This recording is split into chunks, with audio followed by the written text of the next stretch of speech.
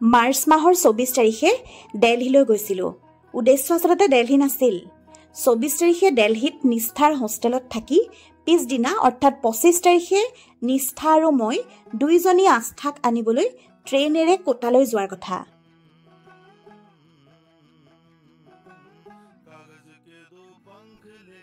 মোৰ ফ্লাইট আছিল গুৱাহাটীৰ পৰা আবেলি 3:15 ভিস্তাৰা। ভাবি থৈছিলোঁ যে 24 তাৰিখে ৰাতিপুৱাৰ নম্বৰখনত যাম আৰু ISBTৰ পৰা বাহিৰে বাহিৰে কেব এখন বুক কৰি এয়াৰপৰ্টলৈ যাম। সেইমতে নম্বৰৰ টিকেটো কৰা আছিল।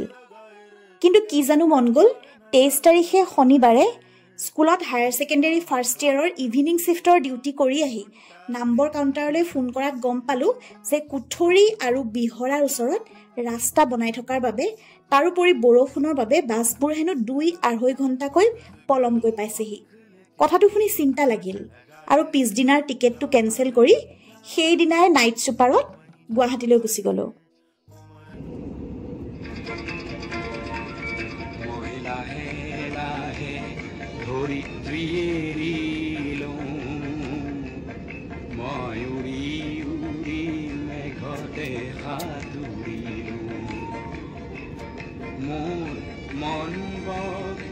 আজি দেখো বিমান হল মোৰ বিমান খনি দেখো কল্পনা হল।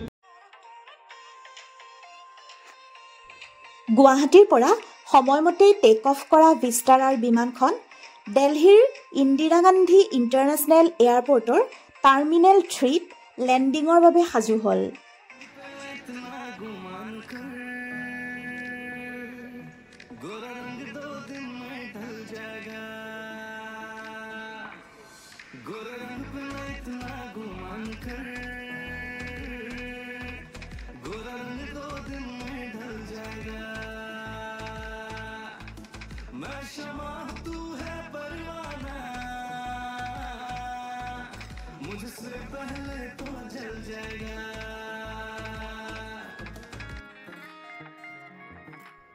টাৰ্মিনেল 3ৰ পৰা এয়াৰপৰ্ট লাইন মেট্ৰলৈ যাওঁতেই বাটতে লগ পালোঁ মোক নিবলৈ অহা নিষ্ঠাক।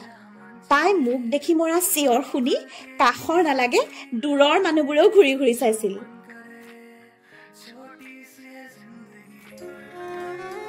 সাউথ দিল্লীৰ গ্ৰীণ পাৰ্কত থকা নিষ্ঠাৰ হোষ্টেলত ফ্ৰেছ হৈ লৈ কাষতে থকা গ্ৰীণ পাৰ্ক মাৰ্কেটখনলৈ বুলি ওলাই গ'লোঁ।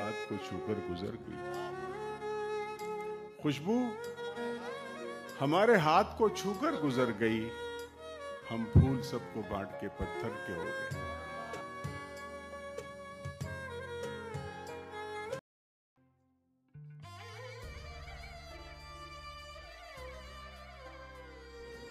পিছদিনা যিহেতু আবেলি 2:30 বজাত আমাৰ ট্ৰেইন আছিল, 10 মান বজাতে গ্ৰীণ পাৰ্কৰ ওচৰতে থকা হজ খাজ ফৰ্টলৈ নিষ্ঠাৰ লগত ওলাই গ'লোঁ।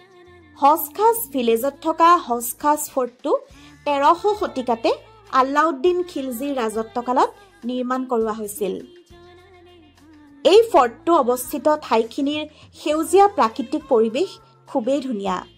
কাষতে লাগি থকা ডিয়েৰ পাৰ্কখনত এটা ডাঙৰ লেক আছে। আহল বহল সেউজেৰে ভৰপূৰ ডিয়েৰ পাৰ্কখনত দুপৰীয়াৰ সময়তো মানুহক খোজকাঢ়ি থকা আমি দেখিছিলোঁ।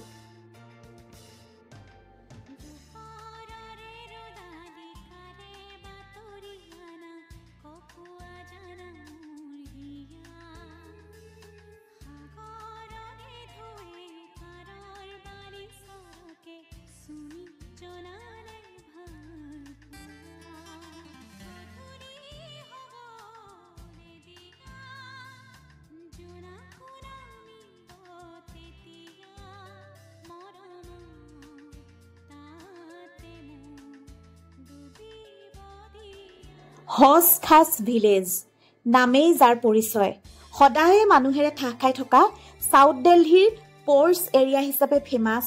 আবেলিৰ পৰা ৰাতি 2-2 য'ত ফৰেইনাৰেৰে ঠাহ খাই থাকে। ৰেষ্টুৰেণ্ট কেফেৰ বাবে ফেমাছ হজ খাজ ভিলেজত কিন্তু সেইদিনা এনেদৰে বন্ধ আছিল যে আমি মাত্ৰ আঙুলিৰ মূৰত গণিব পৰা কেইজনমান মানুহে ৰাস্তাত দেখি পাইছিলোঁ।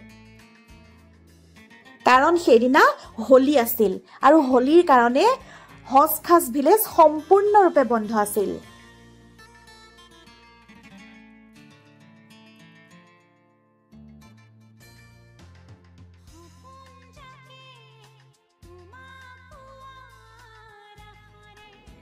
পঁচিছ তাৰিখে আমি কোটালৈ গৈছিলোঁ। তাত 3 দিন থাকি আস্থাক লগত লৈ 28 তাৰিখে আমি ঘূৰি আহি দিল্লী পাইছিলোহি। 29 তাৰিখে নিষ্ঠাই মোক আকৌ দিল্লী ফুৰাবলৈ নিলে। প্ৰথমতে আমি গ'লো সুন্দৰ নাৰ্চাৰীলৈ। সুন্দৰ নাৰ্চাৰী এখন সুবৃহৎ পাৰ্ক। 29 তাৰিখে নেশ্যনেল হলিডে থকাৰ কাৰণে স্কুল কলেজৰ পৰা গ্ৰুপকৈ ছাত্ৰ-ছাত্ৰীসকল আহি সময়খিনি এনজয় কৰি হলিডে উপভোগ কৰা আমি দেখা পাইছিলোঁ।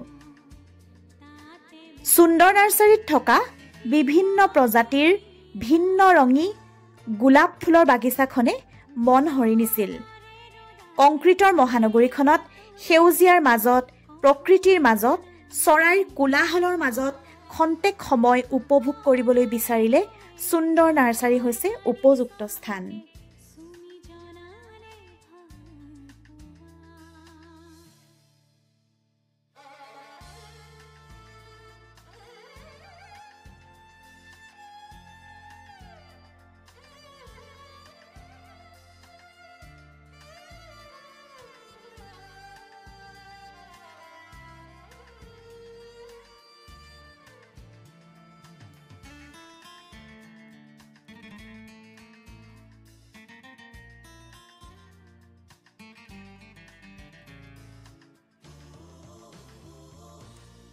ইয়াৰ পিছত আমি সাকেত মললৈ গ'লো।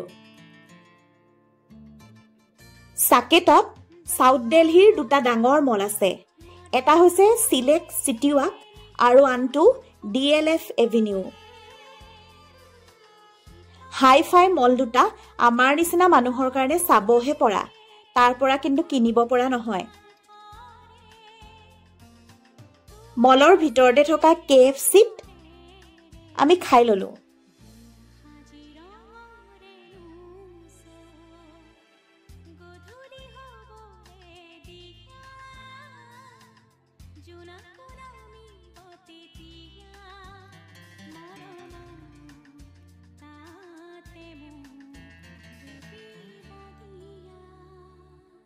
মল দুটাৰ বাহিৰৰ যিখিনি সৌন্দৰ্য, ফুলৰ পৰা আদি কৰি পানীৰ ফুৱাৰালৈকে, সেইখিনিও সঁচাকৈ উপভোগ কৰিবলগীয়া।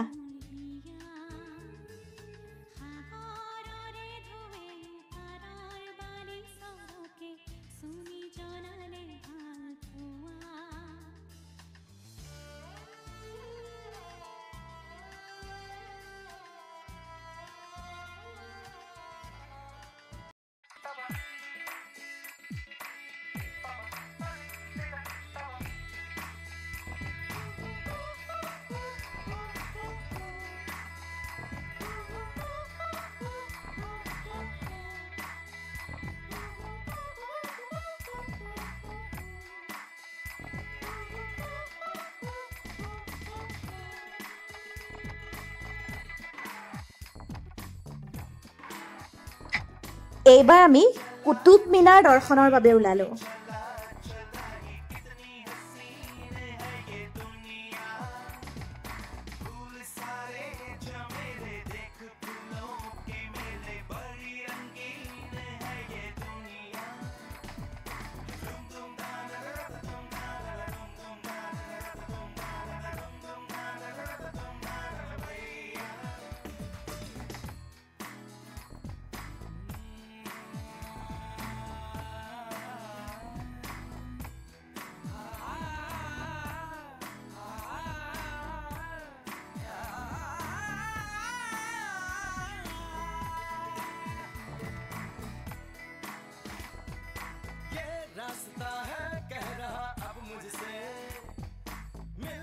ত্ৰিশ তাৰিখে ৰাতিপুৱা 7:30 বজাতে আমাৰ ফ্লাইট আছিল।